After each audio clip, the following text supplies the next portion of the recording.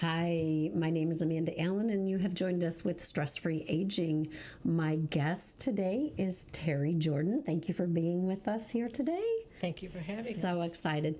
I first we're going to be talking all about nursing homes. And first, I want to say that I have worked with the previous company that you're with. It's recently gone under new ownership, but it was known as Advantage Living Centers, and it's now known as the Orchards. So Correct. we're going to talk a little bit about that, give some information, because I think there's a lot of misinformation about nursing homes. That's one of the Absolutely. things that I have seen. And I just want to expel some of the things personally. My mother said she will never put me in a nursing home, or I will haunt you the rest of your life.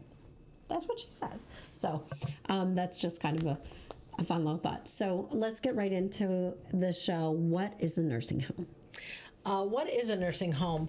Well, there's people who need hospital level of care, and then if you don't need that, you go home. But what if you're in between? If you had an illness or an injury, you've recovered, but you're not quite recovered enough to go home. That's where a nursing home would come in. And we provide both short-term or long-term care, or a combination of both. So I have heard the term rehabilitation center. Would that be a good? Absolutely, and I want to cover that. So nursing homes, they have multiple references. You may have heard them called a long-term care center, a nursing home, a convalescent center. That's one umbrella, and those things are all of the same. And that refers to people who are there long-term as their home. On the other hand, in the same building, usually in a separate part of the building, is what's called the rehabilitation center. And that is called subacute rehab or skilled care. You may have heard the word SNF, which is SNF, which is skilled nursing facility. So there's a lot of different terms, which makes it more confusing, but those are all the same. The skilled nursing care or rehabilitation is what you would receive after an injury or an illness that required a hospital stay, and you need continued care to help you recover from whatever it is you were at the hospital for. So the goal is to get you back to what's called your baseline. So if previous to your hospital stay, illness, or injury, you were taking care of yourself, going out into the yard, going about your daily business, the injury or illness may have left you in a state that you're not able to do the same things. Okay. We call that falling below baseline. Okay. What are the benefits of a nursing home? I know you just touched bases a little bit, but Absolutely. The benefits of a nursing home are that they provide structured care. They provide assistance with your activities of daily living, which includes your grooming, dressing, bathing. Also provides formal exercise, social activity, physician and nursing care, to name a few. Okay. I wanted to bring this up because there are many people out there that are caring for a loved one at home, and they don't know about this benefit, and I know I'll go into it on another show, but do nursing homes offer respite care? They absolutely do offer respite care. So what respite care is basically a vacation or a break. So a caregiver at home, whether it's a family member or somebody who's being paid to come into the home, that's a lot on them. It's one person who's caring around the clock for their loved one.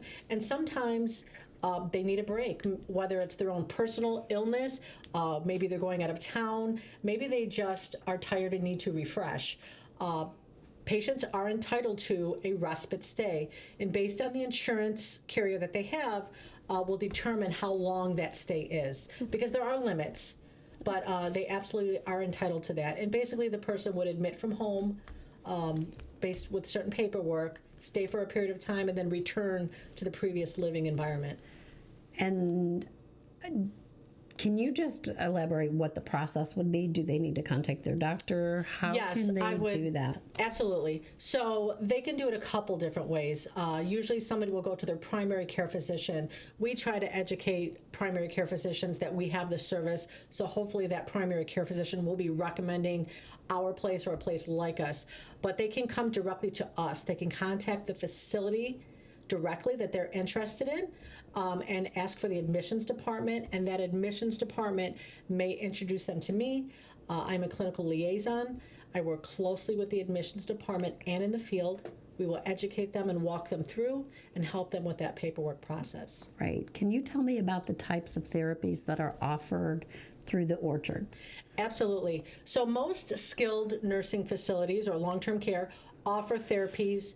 The basic are physical therapy, which involves ambulation or walking, occupational therapy, which involves things like getting dressed, the mobility required to put a shirt on, for instance, and speech therapy. And speech therapy isn't just talking, it also involves memory type exercises. So that's incorporated in that speech therapy.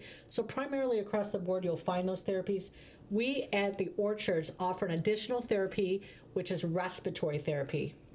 We do take trach patients, which is a specialized skill, and we have to have a respiratory therapist available to evaluate those conditions. But our respiratory therapists see other patients besides those with a trach, somebody with a COPD, for instance, or asthma. Okay. Let's talk about a few of the myths that are out there about a nursing home. Do patients, do they have to be really sick to go there? They do not. And most patients that are in a long-term setting are not sick. Number one, they need to be stable, medically stable, and able to be released from a hospital setting. So they're in the recovery stages for the most part. Once they get past the recovery stages, they're at their baseline, which means they're living just like you or I. They may have chronic conditions that we're treating and managing, but most of them are healthy. How about this one? Residents stay in bed all day long. The goal is not for residents to stay in bed all day. We like to, like I said, we are a structured environment, which means there are meal times. We encourage everybody to be up for meals. We assist with that process. Definitely recreational therapy, which I did not mention. That includes socialization, games, things like that. We encourage all of that stuff, which involves getting out of bed. Okay, how about this one? You will never leave. It's like jail. Yes, I love that one because people have a difficult time deciding when and if they're going to place their loved one in a nursing home. The truth is nobody's goal is to enter into a nursing home. I think you said it best, Amanda, earlier when you said that, what did your mom say? She said she would haunt me the rest of my life if I ever thought to put her in a nursing home.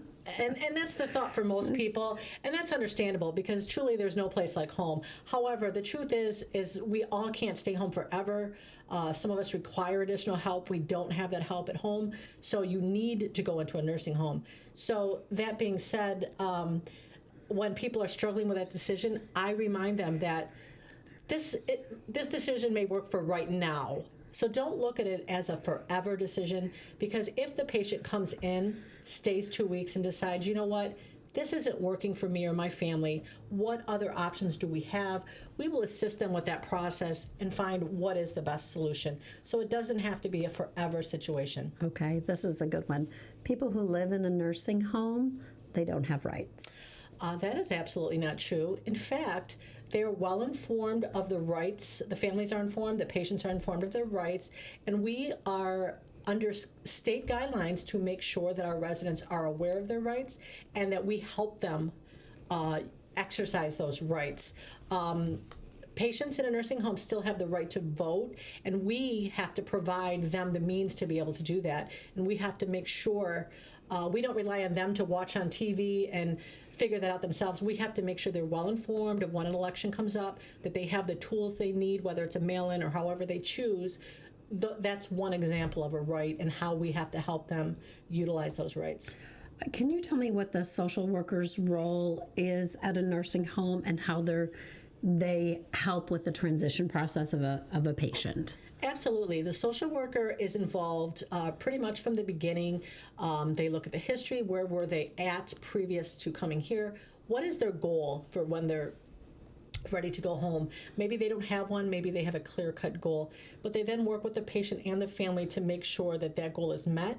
And a lot of times they'll bring in outside resources, such as hospice, which you'll touch on, home care, group home living situations, just all kinds of different situations. They kind of connect that. Okay. My next question, we talked about hospice. Let's just we'll address that in just a minute. I just have a few questions about the nursing home itself. It may be some of the questions that listeners may have. What is a patient to staff ratio? Well, that varies depending on if it's long-term or short-term. I'm not going to give true numbers because, as we all know, those are adjusted quite regularly. But there are state guidelines that tell us how many patients a nurse can have in a particular setting. And I can assure you that the Orchards does follow those guidelines. And if we don't, then we are penalized. And it's quite a serious fine for us to fall under that guideline. So we utilize outside staffing agencies if we need to make sure that our residents are cared for. We certainly prefer to use our own staff, but under the circumstances now, we are doing everything we can to make sure that our patients are cared for appropriately. So would you say that right now COVID has been hard on all of us, and that Absolutely. I think that that's an accurate thing. Right now, I want to address the fact that if we are leaving a review on Google, okay, we need to be very real with this situation. Staffing is down everywhere. Nursing everywhere is down. Correct. So Hospitals, home Long-term health, home health, everywhere. It's the reality is there's a shortage. So I like the idea of taking a team approach with this. So one of the questions that we have is, what is the pattern of staff turnover? Fortunately for the Orchards, we are very fortunate to have a lot of long-term staff. I've been with this particular company for 2 years, and many of the employees, they're the same employees as when I started, and that's through the pandemic. As we know, the pandemic caused a lot of people to change professions and leave. We have a really a big longevity in our company. Some of our, particularly at Harper Woods, I think there's multiple employees that have been there over 30 years, which is amazing in today's day and age because it's not that common to stay in a job that long like it used to be back in our parents' time. So that says a lot about their commitment to what they do. And that I think is very important. How do patients look when you visit mom or dad? It's important to, if you're looking for the right location for your loved one, Google reviews you mentioned, that's one way people will review, but you have to be mindful of, the situation and remember there's another side. Another way to figure out where you want your loved one is to check the CMS website, which gives star ratings to nursing homes. The star ratings predict the care, and it explains what the stars are given for and why they're deducted. So that's another way. But along with that, I think it's very important to visit a facility prior to admitting. I know that's not always possible, but you can tell a lot simply by driving by. What do the grounds look like? And I'm not talking about the age of the building, because honestly, some of our buildings are older. However, are they maintained?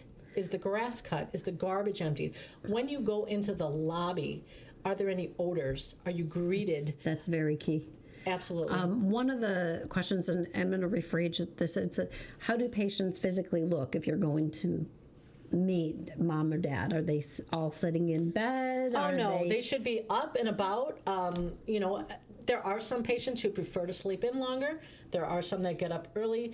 There are some who, are walking around with their walkers. So they're going to look just like if you were to visit grandma and grandpa at home.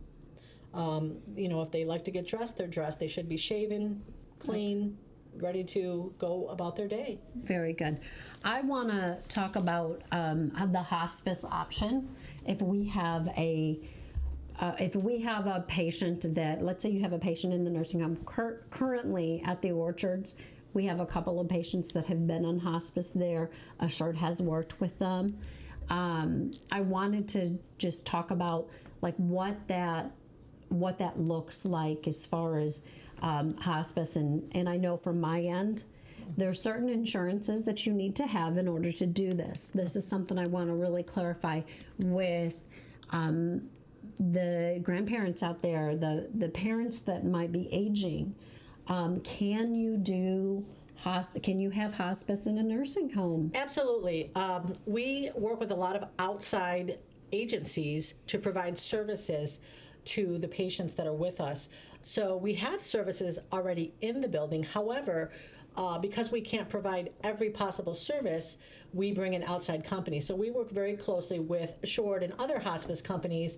So if that's a service that our patient wants, our social work and other team will help bridge that, bring you in, and offers an additional care. So you don't lose out on the care you're already receiving from the nursing home standpoint. You're adding on the service of hospice, for instance. And I like the idea that it's not just Assured, just like everyone has choices with what skilled facility they go to, they also have choices of what hospice company that they go to. I know that you and I have worked together for a while now. We know the integrity of our companies and where we're at. I would recommend the Orchards. I would do that in the future as well. When it comes to the hospice process, can we talk about, I know that Medicare covers hospice, but if you're in a nursing home and you have Medicare and you have Medicaid, Medicaid will cover the room and board. Correct, and then Medicare kicks in. If you have any questions, though, because insurance is a whole other ballgame, which I'm not comfortable delving into, but we will clarify those, whether the hospice company you're working with or the nursing home. We will make sure, because we don't want you to end up with a bill. We don't want you to be surprised. We want to make sure that your benefit covers the stay and the care that you're getting, and if it doesn't, we're going to inform you of that. We want you to make an informed decision.